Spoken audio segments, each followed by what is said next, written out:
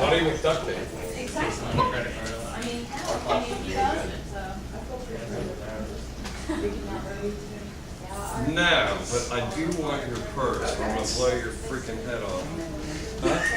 Thank you. I just committed a, what? A robbery. Right. What happened in the robbery? It goes with your. I had a gun, which is a threat in and of itself. I pointed at her.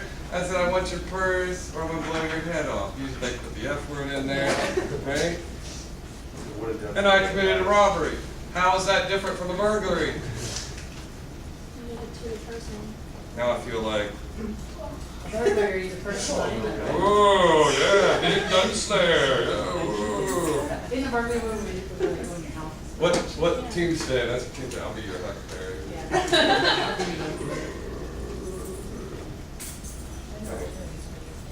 Robbery is a personal crime that involves face-to-face contact between the victim and the offender, which involves theft or attempted theft of an item by force or threat of force. Robberies are short in duration, often leave little evidence at the scene, and eyewitness testimony may become important.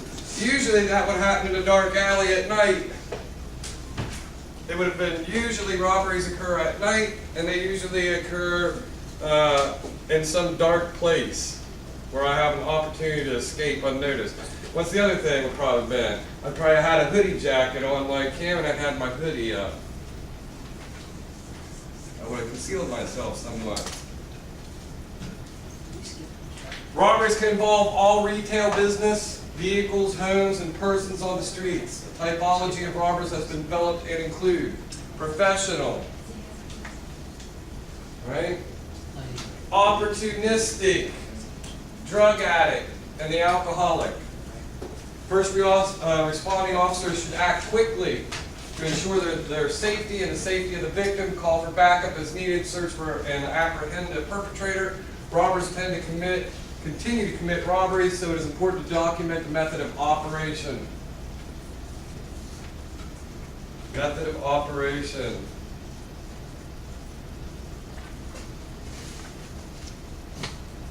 Documenting the method of operation can aid in apprehending the robber in future acts. Guys, I think the last year or so, the little perk thing out here just before you jump on 50, 47, and jump on 50, right there, I think it's been robbed. She was robbed going into or out of the store.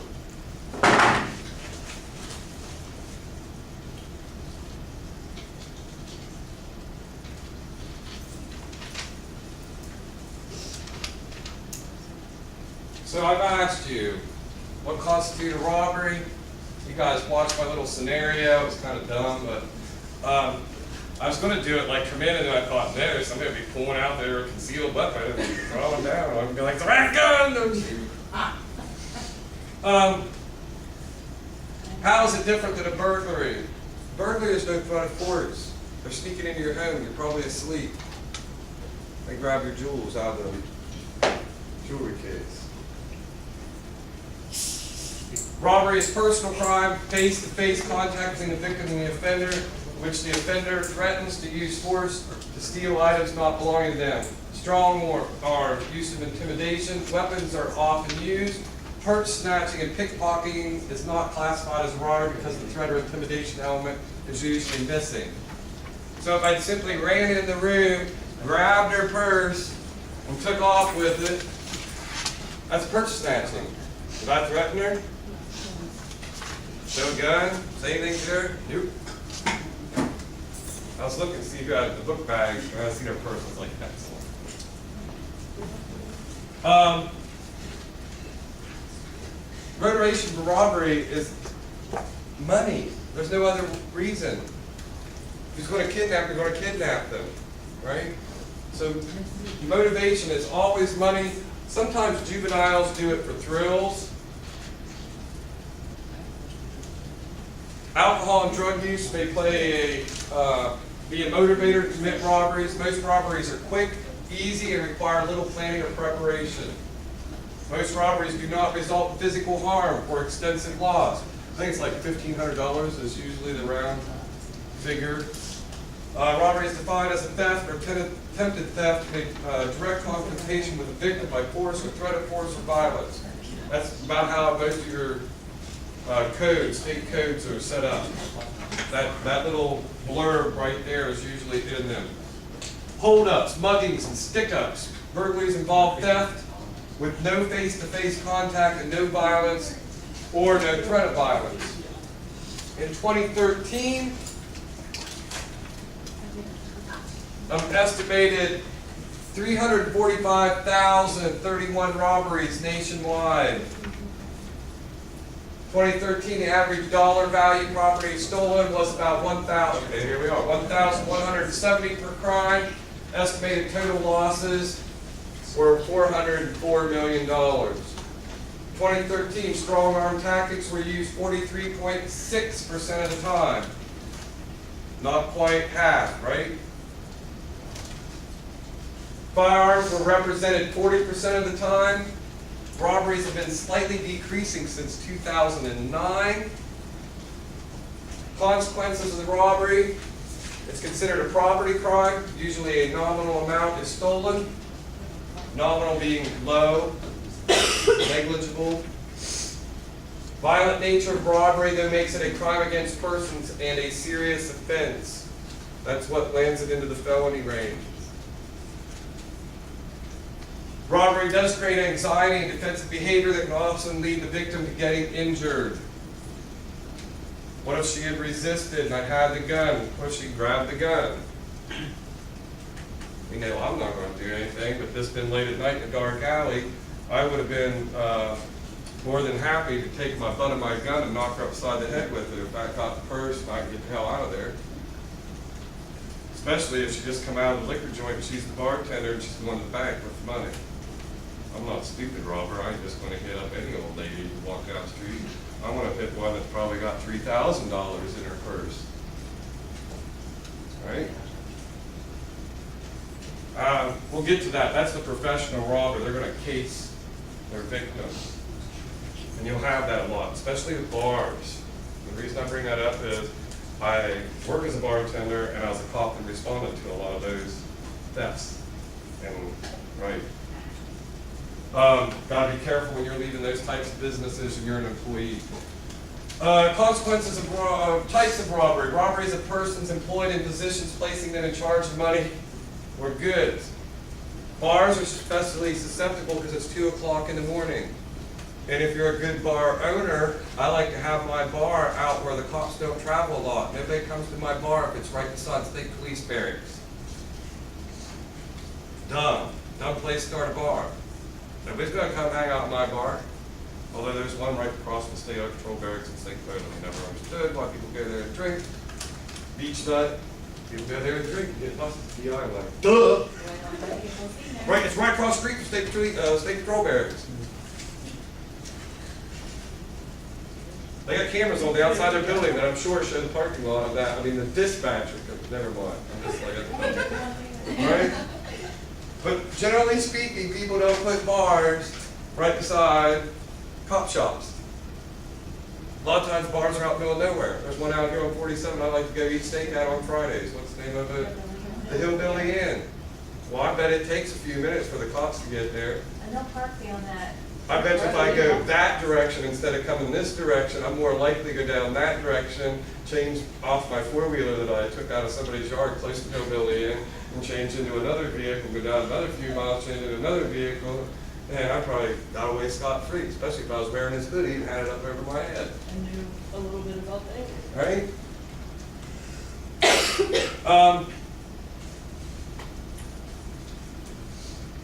Bars are a tempting place. These, around here you guys all have these perks. They're gambling joints, right? They call them city perks or whatever. It's just a gambling joint. They're susceptible. Late hours of operation out in the middle of nowhere, a lot of them. Good getaway. Robberies occur after preliminary association of short duration. Means they know the person after a short duration. They usually case them, they know you, you might not know them, but they know you work there, they know probably what nights you work there, and that you're the one that leaves with the money, not the other girl or guy. They've done enough, usually. Commercial robbers typically occurs at the end of the work week and during evening or early morning hours. Target stores that may only have 1 or 2 employees working and that are located in quick and easy escape routes. Methods of operation are compared to aid in identifying suspects. Stores respond by using cameras and keeping only a small amount of cash available on hand. Bank robberies breed in and of their own, and the FBI are going to respond to them and have primary jurisdiction on them. Although the local police are going to respond, the jurisdiction for the investigation is always going to fall on the FBI for bank robberies. Tells you they have jurisdiction. Robbers are predictable, follow the same MO. This aids in them getting caught. Bank robberies can be committed by professional armed robbers. They're usually planned. They usually have multiple perpetrators. They have use of disguises. Target selection, meaning they case that bank for its location and other reasons, like low camera, not a lot of cameras, low security. There's a lot of other issues that go into escape routes. Appears that most are spontaneous, opportunistic, and not well-planned offenses. They're amateur robbers, and they're less successful. The name of this game is planning, planning, planning. Right? Determination of professional and amateur aids in the investigation. Getting away vehicle is an important determination, or how they did it. Right? The holding up the bank's not the hard part. It's the getaway. Why? Because they have silent alarms. You might got past, they didn't hand you the dye pack because you had a gun in your face, said, "You have a dye pack and we'll blow your brains out." So she knows which one's dye pack and she doesn't hand you that one. You got her scared shitless. Okay, you got past that defensive measure. When you walk in the bank, them cameras are pretty good. They have them set up in key location and they are meant to get your face. And the quality that the FBI can take that video and put it through the imaging software that we have now. Right? So there's a lot of, a lot of banks have man traps. You know what a man trap is? You walk through the first set of doors and you're stuck in between them, neither one of them will open. A lot of larger banks in big city have them, and they're quite large, and they're bulletproof glass, and you're stuck in there while the cops respond. You might have just robbed us, but you walk back out, you get through the first set of glass doors, and they're bulletproof, and they seal all the doors magnetically, and you're stuck in there until the cops come. That's one thing banks have done. Banks are hardened targets. You're either going to be an amateur and not get very far with the bank robbery, or you're going to be a professional, did your homework, and you can get pretty far. The FBI usually catches up with you, though, after you've done one, number 2, 3, 4, 5, is when they start to catch up to the professionals. Because you have a whole bunch of stuff, money laundering and stuff going on, and the FBI has a way of finding out those things. They have electronic surveillance of the natures of banks and stuff. Remember, all $10,000 deposits or better go directly to the government. They're notified of U.S. Treasury. So banks are hardened targets. The less successful ones are by the amateurs. The more successful ones are by professionals. If they do it too many times in a row, their chances of getting caught by the FBI go up and up and up. The more times they try to repeat bank robberies. They usually get caught that way. If you're a professional and do it once, your chances of getting caught are slim, but they don't make a large draw. It's not like they get into the vault and really get any serious cash. They're getting till drawers. We're talking $10,000, $20,000 or less. It's not. We were only allowed to do 2,000. So how many tellers had 2,000? There were 5 of you? Yeah. And So then- 5 times 2 is what, 10? Yeah, and then the West Bank would come every day at 3 o'clock and take everything out of the vault. So the banks have hardened themselves at against being robbed, and you don't get much in return. So you don't see a lot of bank robberies anymore. Convenience stores, they're a lot easier, and it's more for the opportunistic person. The drunk and the drug addict, they see these as less hardened, these are more vulnerable. Convenience stores have special characteristics that lend them to being robbed. I love it. Convenience is in the name. What is it about real estate? If you're in the real estate market, number one rule, location, location, location. It is the number one rule. I don't want to be 3 blocks back from the beach. I'll pay $1 million to be right on the beach, spit on the sand from my window. But I won't pay that $1 million to be 3 blocks back. It's location, location, location. Convenience stores are where it is convenient access. In fact, there is a reason that most gas stations are on corners. So you public people like will go in there and pull out real easy. You don't see them halfway down the block, in the middle of the street. They're always on corners. Convenience stores. Notice how they're set up. They're in convenient places with nice parking and exits. Wide array of products. Why is that important? What's one of the products, if I'm not going to steal the money from the store, then I want to steal from the store that's lucrative? Convenience stores. I don't usually go to the convenience store for electronics. I usually go to the mall for that. Cigarettes. Alcohol, especially if it's liquor, not beer. I've had stores that I've investigated that got robbed mainly out of cigarettes and beer, or cigarettes and liquor. Very, very little cash. They wanted the cigarette. They were selling them on the black market. Right? Represents a small percentage of crime, but it's an ongoing and persistent problem. And why? You have to go back to number one, convenience. And it's not for the professional robber, it is for, we're going to talk about the types of robber. The professional's not into convenience stores. It's your amateur, it's your alcoholic, it's your drug addict. Probably because they hung around that neighborhood, they know what's going on and what time the girl or guy does leave the place to make a bank drop. Right? They've cased the place a little bit, they're familiar with it.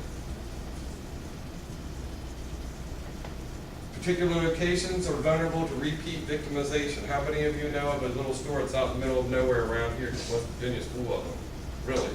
Gas station out in the middle of nowhere. You drive miles, come around, twist, turn, there's a gas station with lights around it, and right? There's like one person, you go in the floor, and it's all creaky and wooden. That's West Virginia convenience store right there. They're perfect for being robbed. They're out in the middle of nowhere. Really, you're gonna be more likely to be shot out there than you are anywhere else. That is a deterrent. I'd much rather rob something. But if I get past that and I strong arm my way in there, or I'm nice about it, pull my gun at the last second. Because usually I'm not going to go in, rushing in, I'm robbing you! I might go in and look around. Gun's back here, tucked in. I might get out some potato chips, look and see if the person behind the register is talking on the phone, or they got cameras, checking that out, or they talk to somebody in the back room. Right? You are correct.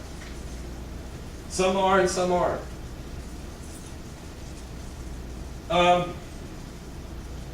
Convenience store robberies are classified as straightforward, immediately demanding money from the employee. Walking in the door at the convenient in Barnesville is kind of like that. Because you walk in the double door, she's right there. There's hardly ever a he there. Out of all the years I've been there, I think they've had maybe 2 guys that work there. She's right there. So you walk, there's 2 doors, you walk right in, and she's there. Perfect for a robbery. The doors are right there.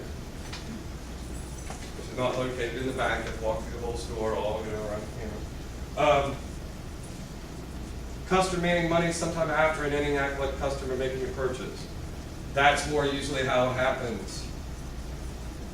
Because they get a feel. One, they go in, they know they're going to rob it, but they're a little bit scared. 2, they go in there and they calm down a little bit, and they feel better because they're in there, there's no cameras, you know, she's alone, there's nobody in the back, blah, blah, blah.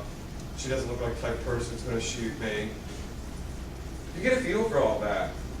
I mean, and these ones here,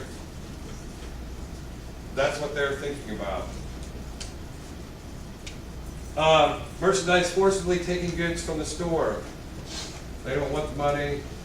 They want the cigarettes. They want liquor. Jewelry stores following this one, taking the jewelry. But usually they don't want merchandise, but sometimes they do. It depends on the store. And jewelry stores, yeah. Robberies at ATMs. They're almost everywhere. Just not at bank branches. It's a lone offender, usually against a lone victim. Mostly occur at night, mostly involve robbing people after they withdraw cash. No duh. But we do have, I hear on the radio, I don't know what channel it is, but they have a stupid criminal section, you know, and they read off what the criminal did and how they got caught. There's always going to be people out there that's stupid, but most, if you're going to rob an ATM, you know to wait till they get the cash out, right? But that goes into our drunks and drug addicts. I've seen robberies kind of like done like that happen, and they're drunks. Those are usually your drunks and drug addicts. Anyway, it's most likely to occur at walk-up ATMs and not at vehicles. Why? You just roll up your damn window and run over their foot. Remember, a car is a perfect weapon, and people on the ground know that when they're trying to rob you and you're inside your vehicle. Plus, you got the big ATM, and it's pretty solid right there. So they got to wedge themselves to like try to climb in your window. So you got the perfect opportunity to drive over their damn foot, and I would. If you're robbing me, I'd be like, boom, boom. Sorry about your luck, I keep on going. I think call the Odie squad for the foot. Street robberies, most common type of robbery, accounting for 44%. Weapons, primarily guns, are used. They occur at night while walking. Perpetrators tend to be younger males. Duh. Remember, acts of violence, it's usually a male thing, not a female thing. Tend to occur on weekends and in entertainment districts. More people around that don't know each other. Notice they're not using familiar places where everybody knows everybody else. In your own neighborhood, you know when somebody runs down through the neighborhood. If you're in an entertainment district, say, I don't know, what field is there at Charleston? What venue is there that everybody goes to football games or something? Anything? Morgantown would be it. Morgantown, all right. Not Charleston, Morgantown, What dude. came to my mind was Athens College, the walking path at night. They've had problems there. They've had a couple attempted rapes there in the past, Actually, I agree. Yeah. But that's what comes to my mind. right? The reason they use entertainment districts is because of that non-familiarity, lots of people moving around that don't know each other, right? Vehicle robberies often involve the delivery of vehicles, taxi cabs, and buses. Taxi drivers work along cruise all areas of town, alone. Carrying cash, work late at night, early mornings to pick up strangers. I'll tell you what, don't do it to New York City cab drivers. One, almost all of their vehicles now are bulletproof shielding and glass in between them and you. They're seasoned at it. Most of them have been doing it for a while. They've been trying to be robbed numerous times. They're pretty adept at it, especially when they have that bulletproof cage between you and them. MOs involve having a cab driver to a secluded address. Protective shields and cabs help. Alcohol plays a role. I'm telling you, it don't happen a lot in New York City anymore. Just because of the bulletproof shield, and they don't carry large amounts of cash. And you're not going to go from Manhattan out to Brooklyn. That just don't happen. You're going to get on training for that. You're not going to pay $350 for your cab ride. And cabs don't work in metropolitan areas like you think they do. They're for short distances. Right? You want to get off, you want to hop on one of the trains, get off in Brooklyn from Manhattan, and then catch a cab maybe to your house in Brooklyn after you jump off the train. Home invasions. Now here's the ones that scare the shit out of people. And well, they should, especially old people. Think about it, you live in Parkersburg, and on the news, there's been 4 home invasions in the last month. I can guarantee everybody's sleeping with their AR-15. Right? Home invasions represent a growing problem across the nation. Home invasions occur when robbers force their way into an occupied home, apartment, or hotel for the purpose of committing a robbery or other crimes. This ain't a burglary. A burglary, you're upstairs asleep, and I'm like sliding in your basement window. Isn't that when nobody's home, really? You can be home during a burglary as long as As long as there's no interaction between us. Yes, burglars like to do like old people at night when they're sleeping. They'll burglarize you. It can turn into a robbery real quick because the old people wake up and see in there, then it becomes a robbery. And you can't, as a burglar, I just meant to burglarize, I didn't mean to be a robber. You didn't really get that choice because they wake up.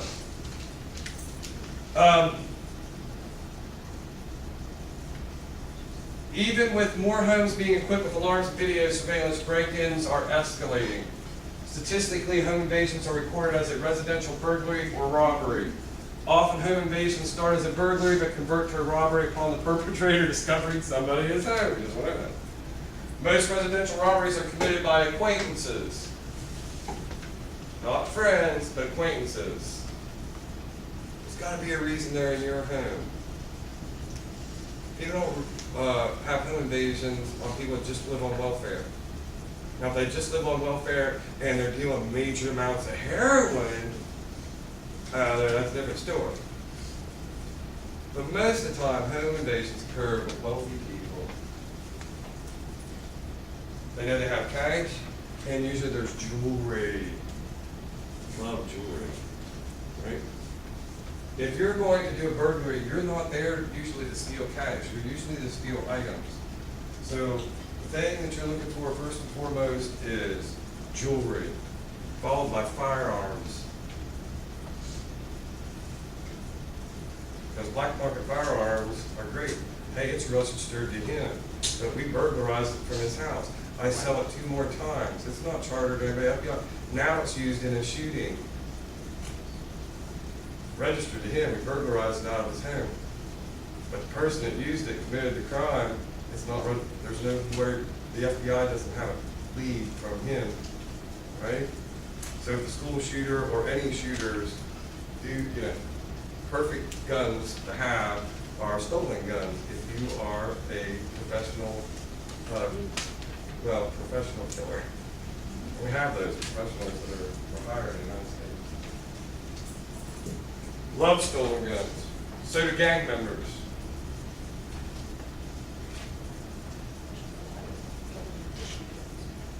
Most committed by acquaintances. Common point of entry is the front door or the garage. These are usually surprise attacks. When they bust in, there's 3 or 4 of them, and they come running through your home, and they're screaming, and they got guns, and you're like, what? You feel like you've been caught on the bathroom on the pot. You really do, because they bum rush you, and you don't expect it in your house. Robberies in school. It's estimated 1 million school-related robberies annually. Usually involves petty extortion or shakedown of students or teachers. Very few of these robberies result in extensive property loss. Average dollar loss is less than $1. I don't even know why they put that in here. I'm like, are you kidding me? We're going to talk seriously about kids shaking down other kids for milk money? But anyway.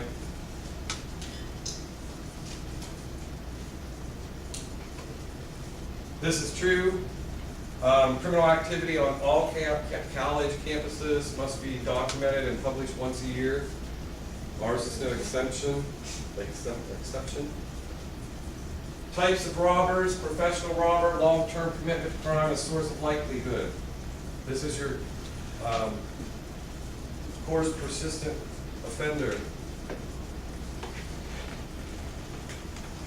Your opportunistic robber steals to obtain small amounts of money when vulnerable targets are available. Drug-addicted robber robs as a means to support their habit. Intoxicated robber. Alcohol leads to impulsive robberies. Careers in robbery, amateur robbers start out young and tend to be rob persons. If they continue to rob, they become more professional, learning from